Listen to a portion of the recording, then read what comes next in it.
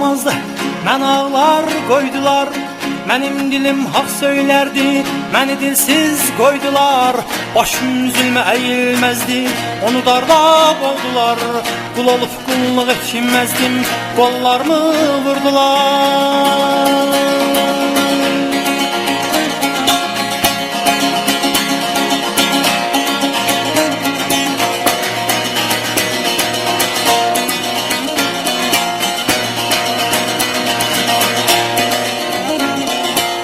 Mənim belim bükülməzdi, işkəndə də bükdülər.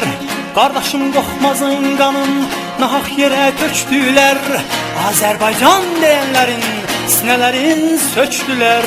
Aman Allah, niyə bizi parça parça böldülər? Bir xalqın belin bükən, nahaq yerə qanın tökən, bir bədəni iki bələn, quduz sərsinələr sökən, azadlığa həsrət qoyan, səsi boğazlarda boğan, anaları ağlar qoyan, igidləri darda boğan, öz ağlar qalacaq, özü darda qalacaq. Azərbaycan yurdun alovunda yanacaq, öz ağlar qalacaq, özü darda qalacaq. Azərbaycan yurdun alovunda yanacaq, öz ağlar qalacaq, özü darda qalacaq. Azərbaycan yurdunun alovunda yanacaq, öz ağlar qalacaq, özü darda qalacaq.